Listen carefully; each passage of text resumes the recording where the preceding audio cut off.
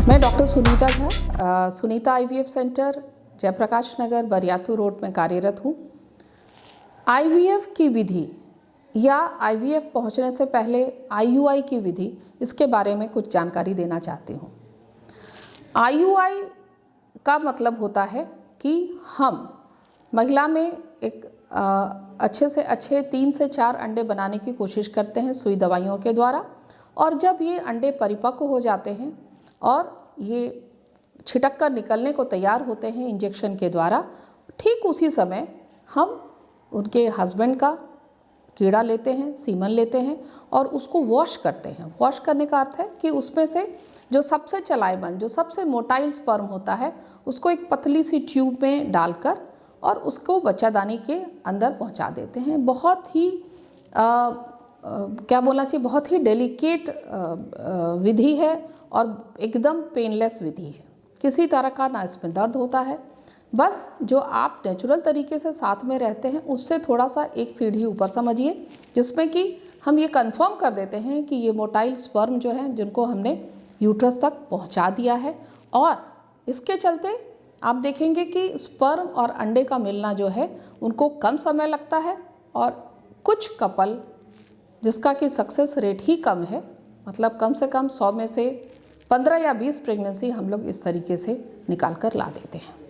ये किन में हम कर सकते हैं? आईयूआई उन लोगों में जिसमें कि आप कहीं पर इलाज कराए हैं और आपको कोई कारण नहीं मिल रहा है। आप जो पिछले आपके रिपोर्ट्स हैं वो बता रहे हैं कि महिला का भी हार्मोन लेवल सब ठीक है, हस्बैंड का भी सब सीमन पैरामीटर्स ठीक है। उस केस में कहीं ना कहीं मिलने में दोनों को मुश्किल हो रहा है, तो उस अनएक्सप्लेन इनफर्टिलिटी इसका सबसे पहला ये है, इंडिकेशन है, जिसमें कि हम करते हैं और सक्सेस भी मिलता है। दूसरी, ऐसी दंपति जिनको कि दूसरा बच्चा नहीं हो रहा है, उनका पहला बच्चा नेचुरली हो गया, अब वो दूसरे का ट्राई कर रहे हैं, तो 3 साल लग रहे हैं, 4 साल लग रहे हैं, और उनके में भी जब हम टेस्ट करते हैं तो सारी चीज़ें नॉर्मल आती हैं। इन केस में हम आईयूआई का विधि यदि इस्तेमाल करते हैं तो हमें सफलता मिलती है। इस केसेस में हम आईयूआई ट्राई कर सकते हैं।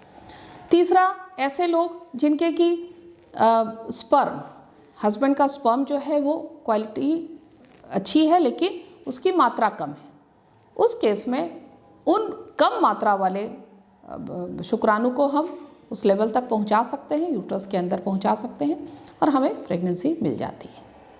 अब हम आए आईवीएफ की विधि पर।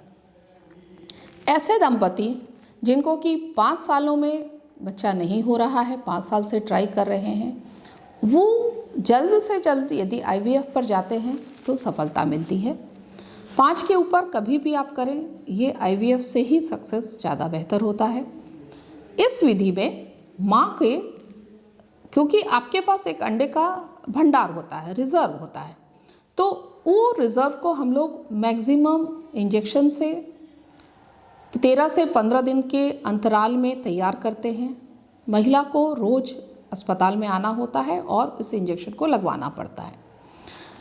इस दौरान कम से कम हमें 8, 10, 15 इस तरह के अंडे तैयार हो जाते हैं, और जिस दिन अंडा निकालने की विधि की जाती है उस दिन महिला को बेहोश कर दिया जाता है।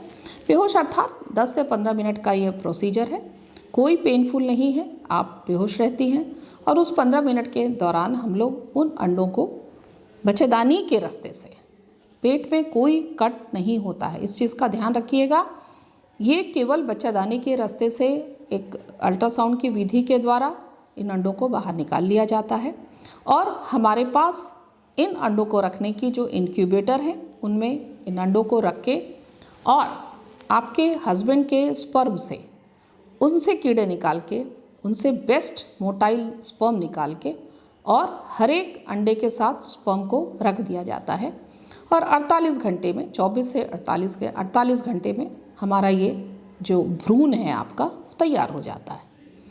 अब इन भ्रूण को हम फ्रीज कर देते हैं, अर्थात इनको अब एक इस स्थिति में ला देते हैं कि अभी ये सुषुप्त हो जाएं, और फिर से माँ की तैयारी चालू होती है, जिसमें से 1.5 से 2 महीने में करीब 6 वीक लगते हैं हमें माँ की बच्चेदानी को तैयार करने के लिए। सुई दवाइयों द्वारा फिर से हम बच्चेदानी को तैयार करते हैं और अब अंडे की तरफ हमें ध्यान नहीं देना है, क्योंकि वो अंडे अब हमारे पास भ्रूण बन के मशीनों में तैयार हैं। माँ की बच्चेदानी जैसे ही तैयार हो जाती है 1.5 से 2 महीने में, हम एक दिन फिर से सेंटर में लाते हैं और उस दिन उन भ्रूणों को वापस सुषुप्त से जागृत करते हैं।